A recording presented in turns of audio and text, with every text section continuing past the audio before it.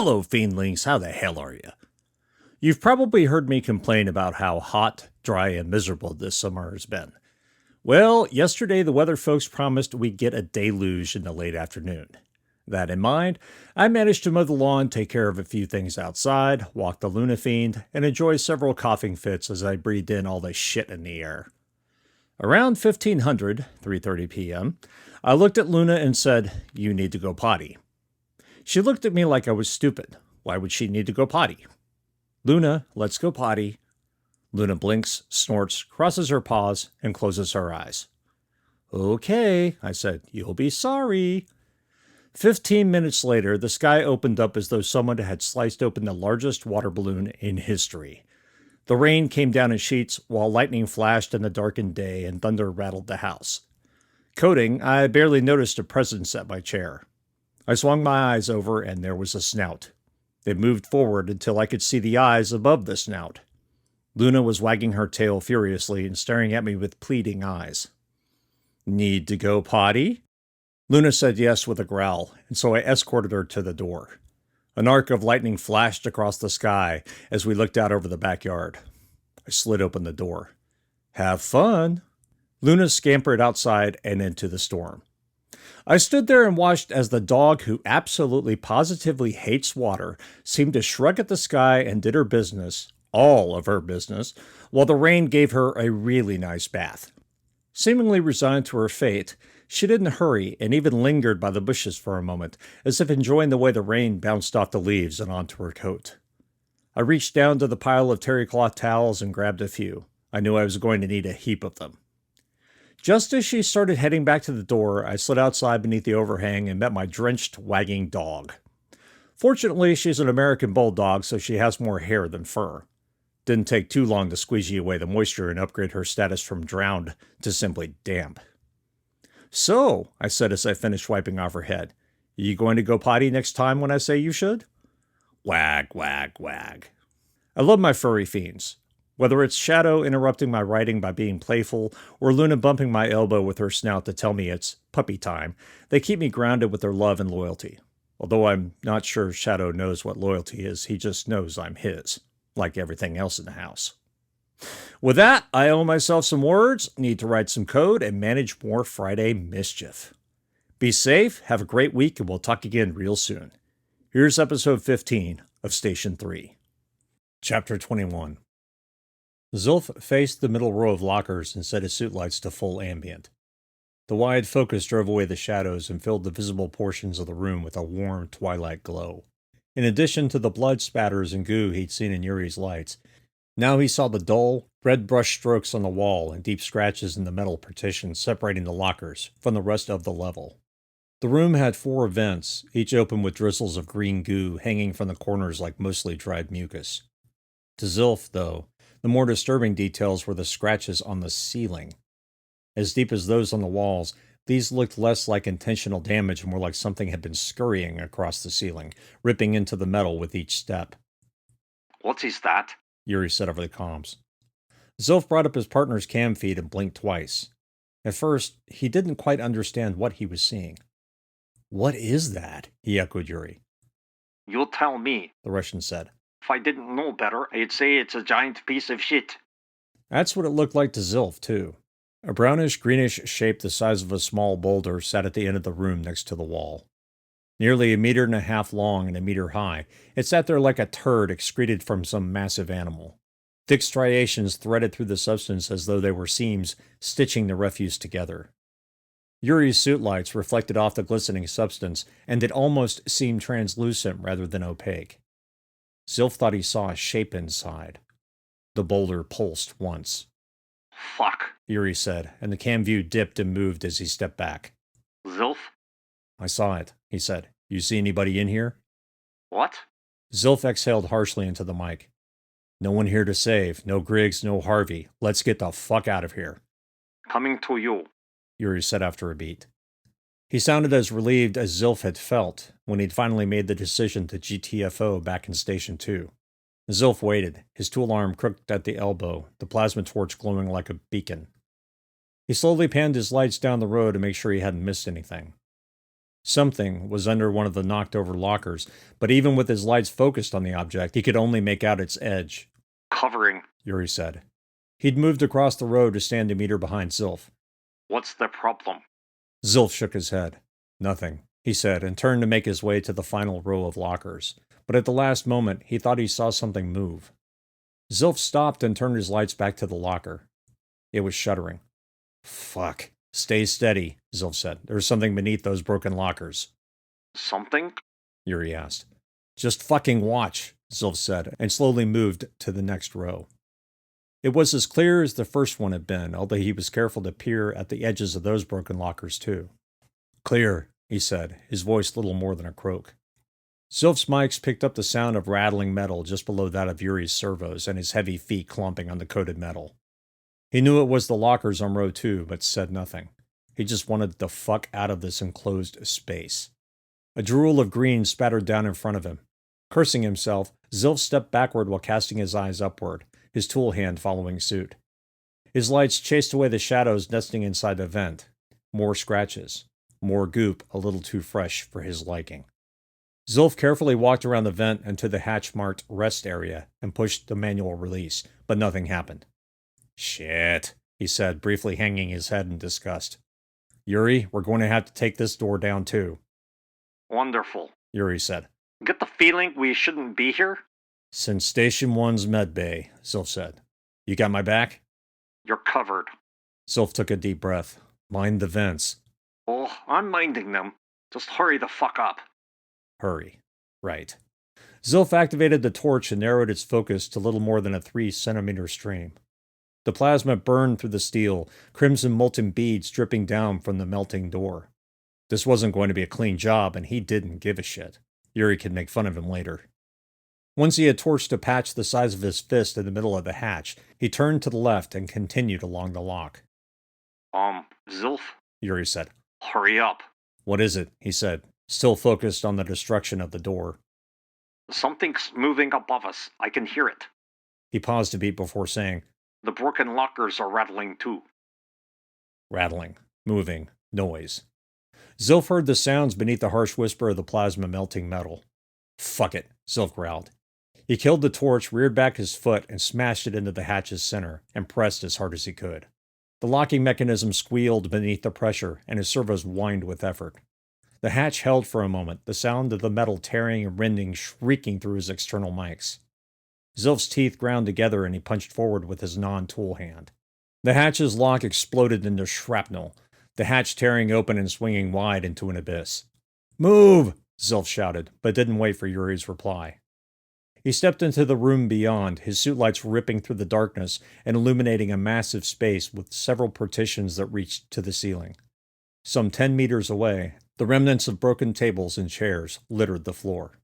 Zilf's eyes reflexively unfocused to see everything and nothing.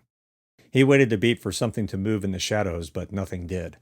Clear! Get out of there! Zilf yelled and stepped to the side of the hatchway to give Yuri room and also give himself some cover. Yuri didn't lag. He sprinted through the opening and took cover opposite Zilf. He sounded out of breath. Well, this looks familiar. Zilf knew what he meant. Darkness, no life, destroyed equipment, wrecked furniture, and vents that yawned open like sinister mouths. For the first 20 meters, the pair's suit lights lit half of the massive space with the warmth of late afternoon sunlight. The rest still nested in the shadows of deep twilight. You hear that? Yuri asked. Zilf almost said no, but then he did hear it, a crackling noise from inside the locker room. He moved to peer around the corner when a loud boom erupted from inside. The sound of something clicking against metal followed. No, more than one something. Maybe dozens of somethings. He swiveled his eyes to the left and found what he was looking for. On the wall, marked in luminescent paint, were the words Emergency Exit. Another near it, much smaller, read Control Center. Both had arrows pointing further down the bulkhead. Yuri, left side, 40 meters from us. Exit is over there. The Russian flinched from another boom from inside the locker room. He pointed to the structure marked Cantina, standing in front of the emergency exit hatch. Can't see shit over there, Yuri said. An inhuman, moisture-choked scream echoed out of the locker room. Go? Zilf asked. Another boom, much louder and accompanied by the sounds of flesh thudding against metal, echoed from the locker room. Go! Yuri yelled. Zilf turned and stepped backward, his plasma torch held before him at the locker room egress. Yuri ran out from behind cover and made his way past Zilf. Covering. Yuri said. Zilf turned and ran past Yuri, who had moved 4 meters further toward the exit, his tool hand pointed at the locker room. When Zilf traveled a few more meters, he called out and turned again to face the locker room. Covering! Yuri swiveled in place and started to run. A hand, if you could call it that, with thick, long fingers that ended in sharp, chitinous spikes, reached around the locker room's destroyed hatchway. Zilf stared as the thing pulled itself into view. The creature, more than 3 meters long, had dozens and dozens of legs. It walked sluggishly, nearly comically in its efforts to reach them. 2 of the legs had broken and thick green sludgy liquid dripped from the mangled joints. The first 1.5 meters of the creature raised slightly from the floor, its head canted upward on a short neck. The triangular head's skull bulged outward at the back with a hood of chitin that nearly reached its maw.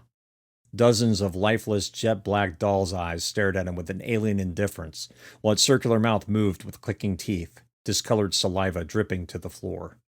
It pulled itself forward, made that shrieking noise again, and practically flowed over the smashed hatch, its legs pattering against the coated deck. The 2 thick, multi-jointed arms that jutted out of its shoulders, just below the head, were a little more than 1 meter in length. "What are you?" Zilf asked the thing. Instead of answering him, it moved toward him a little faster. Zilf, move! Yuri screamed. Yuri's words finally penetrated his addled brain, and Zilf turned to run. At the last second before he finished the turn, he saw the creature leap. He ran past Yuri even as the big Russian was backing up. As soon as Zilf moved far enough, he turned back to face the threat. The thing popped up in the air again, rising little more than 1 meter and traveling a total of 3. A few more bounces like that, and it would be on top of them. Yuri wasn't waiting. His torch came to life with a narrow cone of blue death. The half-meter blast met the creature's face, and its black eyes popped like pine knots. The thing screeched louder than Zilf thought possible, and leaped. Blind and on fire, the creature smashed into Yuri's torso, knocking him to the deck, and raised its arms to plunge them into Yuri's chest. Zilf ran forward and pulled his wrench. When he came within 1 meter of the creature, he swung his non-tool arm. The massive bar of metal struck the creature's shoulder with enough force to spin it off Yuri. Green and brown liquid geysered into the air, and Zilf's ears rang with the creature's cries of pain. He reached for Yuri with his tool hand and tried to pull his partner up. The creature, now on its side but only 2 meters from Yuri, righted itself. The left side of its shoulder had been completely caved in, the limb dragging the floor like so much meat. It swung its good arm and the point smashed into the coated floor next to Yuri. Zilf pulled Yuri upward, the Russian engaging his servos to assist. Just as Yuri reached his feet, the arm swung again and this time struck armor. Yuri yelled in both surprise and pain, wobbled on his feet, and tried to turn. Zilf pulled him away from the thing, but the big man resisted. "Go!" Zilf screamed. Then he saw why Yuri wasn't moving. The arm hadn't just struck armor. The sharp chitinous fingers had punctured the strong steel and were now curled inside of it and pulling. The armor was beginning to tear from the force. Yuri pulled his own wrench and smashed down on the monstrous arm, his servos whining high and loud with the effort. The tool struck the creature's arm at the first joint, and it crackled like a human tearing apart a crab shell. The joint exploded from the impact, shrapnel from the shattered chitin raining against Zilf and Yuri's armor. With the creature no longer pulling at Yuri, the 2 men lost their balance for a moment, each knocking into the other, leaving them both stumbling clumsily away from the thing. Zilf recovered first, his wrench held sideways to block any incoming blows. The creature, shrieking louder than ever, shuffled away from him. "No, you fucker," he said, and activated his torch. A massive blast of plasma shot from his arm and hit the creature in its side. The superheated substance incinerated the chitin and set the creature's insides on fire. Zilf could already hear the liquid boiling. He sent another blast and the thing exploded in a cloud of chitin and steam. Zilf! Yuri screamed. Something hit his hip, and Zilf fell awkwardly to one knee, his brain sliding in his skull. It hit him again, and he rolled to his side.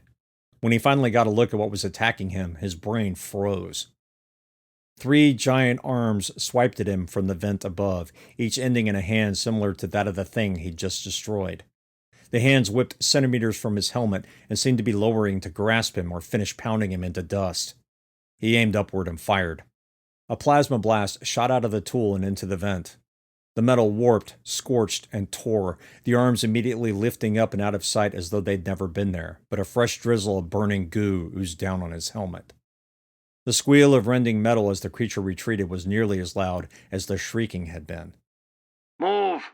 Yuri screamed at him. Zilf rolled again until he was out from under the vent. He rose and walked quickly past Yuri, eyes searching for a target. Chapter 22. Zilf didn't have to look far. From around a partition some 20 meters away, he saw large shapes moving in the shadows, their forms amorphous and too alien to make sense of. One thing he did make sense of: long appendages whipping through the air. "Move!" Zilf yelled and ran at the exit hatch, Yuri following in his wake. The cantina structure was no more than a few meters away when something slammed into it, crunching through the plasteel with a wet, fleshy slap, particles of the material puffing out like a cloud. Zilf turned while motioning for Yuri to keep moving, but his hand stopped short of completing the gesture. What was coming at him made no sense. It stood nearly as tall as Yuri, its torso attached to spindly legs, several appendages like tails swinging behind it. 4 arms sprouted from its chest, too long, too short. The hands were similar to the other creatures, but that's where reality drifted into insanity. Its skull, long and wide, appeared as a conglomeration of lumpy shapes that moved and writhed. Its snout, if you could call it that, puckered like a sphincter before the creature pulsed, and something flew from its mouth. The fleshy projectile popped against the plasteel next to him, nearly striking his shoulder. The thing skittered closer. Zilf! Yuri yelled. Zilf raised his tool arm and fired a blast of plasma at the thing, before turning and taking cover behind the cantina. A low plasma fuel alert flashed on his HUD. Yuri stood at the wall, his right leg bent at an odd angle, tool hand pointed at the other end of the space behind the cantina. "The hatch! Where's the hatch?" Yuri pointed with his tool hand. 5 meters. The clicking of the spindly legs caught Zilf's attention. If they stayed here much longer, that thing was going to come around the corner. Zilf didn't want any part of that. The luminescent word exit practically burned in his lights, the massive hatch next to it. He grabbed Yuri's shoulder and gently pushed him forward. "Open it, I'll cover," Zilf said. No. Yuri said, coming to a stop. Zilf heard the man's mag boots lock down on the deck. You open. I'll cover. Rather than argue, Zilf jogged to the hatch. Fortunately, this one didn't have a lockout. He hit the manual release, and a narrow strip of greenish-yellow light broke through the crack in the open hatch. He pushed it wide, tool hand raised. The room beyond had a set of stairs with 2 signs above with an arrow pointing down. Exit and Control Center. "Come on!" Zilf yelled. Yuri stumbled toward him, grunts of pain filtering through the comms. Leg is fucked. Burns. He stammered. Zilf took a step in Yuri's direction and froze. The skittering noise had risen in volume, and Zilf saw something moving over Yuri's shoulder. A wet slap echoed in the room, and Yuri jerked forward, his mag boots keeping him upright. A muscular arm reached around Yuri's shoulder and pulled him backward. "No!" Zilf screamed. Yuri babbled incoherently, his teeth clicking and grinding in the mic. The Russian pointed his tool hand at Zilf. Go! He managed through a blood-choked gurgle. EET-1907 has activated self-destruct, flashed on Zilf's HUD. "No!" Zilf yelled again. Now. Yuri said. The creature bent him backwards, both hands on Yuri's shoulder and pulling hard. The coated deck groaned and the whine of servos filled the air like an angry horde of mosquitoes. Yuri's plasma torch flashed crimson in great bursts of light, Zilf's filters barely keeping it from hurting his eyes and blinking his vision. Go! Yuri said again, his voice filled with both pain and a disconnectedness that told Zilf the man was already gone. A projectile slammed into the wall next to Zilf, and he swung around to see another of the spindly-legged things approaching from the other side of the cantina. It was even larger than the first. A sickening crunch echoed over the mics, and Zilf turned back to Yuri. The arms had pulled backward, the creature using its considerable mass to bend him at the waist. Zilf heard the sickening crack of bone through the comms and knew immediately that Yuri's spine had snapped. The man didn't cry out, didn't even grunt. His last word was, Go! Zilf aimed at the creature's head and fired another plasma blast. The thing screamed and continued pulling on Yuri despite the yellow and blue flames licking off its chitinous surface. Bioma da Koda, Sylph said, and stepped through the hatchway just as another projectile landed where he'd been. He shut the hatch behind him, turned, and pressed his hands against its surface. The metal vibrated beneath his armored gloves, his mics picking up the hollow, booming thuds of appendages trying to get through the hatch. A tear squeezed out of his left eye and ran down his face. He fought the urge to take a hand from the hatch to wipe at it, not that it would have done any good since his face was inside his helmet. Instinct, he thought dumbly. Instinct told him to let go of the hatch, to run down the stairs, and find the actual emergency belt that ran around Station 2's personnel modules. But since the refinery had surely imploded, any safety tunnels would be collapsed or cleaved in two. If there was any way out of Station 2, he had to take it, even if it meant going for a swim in an alien ocean. The thick wall vibrated hard beneath his gloves, and Sylph heard the loud crump of the plasma torch detonating even through the steel. After what sounded like shrapnel hitting on the other side of the wall, the thuds ceased. Yuri had blown himself up and taken at least one of the creatures with him. Probably both. The rest area was no doubt burning, the coating on the metal catching fire and spreading like a plague across the remains of the deck. He wondered idly if anything had survived it. Zilph looked up and saw no vents. This area was obviously cut off from the barracks HVAC. For once, he didn't have to worry about something dropping down on him. He hoped. Zilph turned and leaned back against the hatch. He needed a moment. Yuri was gone. His longtime partner and friend had been punctured and practically torn in half while wearing a heavy EET suit, and Zilph had been powerless to stop it. He sobbed and hung his head. "Tried," he said. "I tried." He hadn't even had a chance to say goodbye, much less look the Russian in the eyes. "Turtle thinks too much," his father's voice said in his mind. "Shark swims." "Shark swims. Get off your ass and move." It sounded like good advice. Zilph sniffed back another tear and moved to the set of spiral stairs leading into the gloom below. It was tight, but he fit. Since this was an emergency exit, Shinsho had planned for suited refinery workers to leave via the same egress as the unsuited humans. Thankfully. He kept his external mics on, pausing every 2 steps to listen, but there was no sound apart from the thuds of his boots on the heavily coated metal stairs. Were the creatures still in there, feasting on what was left of his partner? A shiver ran down his spine. He couldn't think that, needed to push the idea from his mind. Yuri was gone, but Zilph was still alive. In light of Yuri's sacrifice, he needed to stay that way as long as he could. 15 more steps. His shadow marched along with him on the wall, his suit lights creating more than enough ambient light for him to see clearly. He stopped a few steps later, one foot hesitating in the air. A spatter of dried green droplets covered the step, and the next. He panned his light further down and blinked. The rest of the steps had the substance on them. He had less than a 15% charge for his plasma torch, his best weapon. Once he exhausted his supply, he'd be left fighting those things with only his wrench, fists, and legs. He somehow doubted the stunner would do anything to the creatures. Slow, cautious, listening. With each step, he waited for something to simply appear and attack him. No vents, no other ingresses into this area, but that didn't matter much. After what he'd seen, he wouldn't be too surprised by one of the fuckers busting up through the floor. Another shiver, another wish he and Yuri were back at Station 1, stepping onto the lift and heading back up to the ship. Yuri was gone now, and Zilph didn't think his chances of getting to the lift were any better than Yuri reincarnating in front of him. He finally reached the landing and found himself in a wide corridor. A series of luminescent arrows pointed at the end of the hallway with a sign that simply said, "Exit." Streaks of dull crimson and brownish green led to a large hatch with a thick glass porthole. The corridor had no vents. Good. Safe. For now. He turned slightly and caught sight of another sign on the wall. Control Center glowed in lumipaint above a slightly ajar hatch. Wrench held at shoulder height, he pointed his other hand in front of him, a torch's reassuring teardrop burning in the darkness. Zilph raised a boot and gently pushed on the hatch. It silently swung open, revealing warning lights and flashing consoles.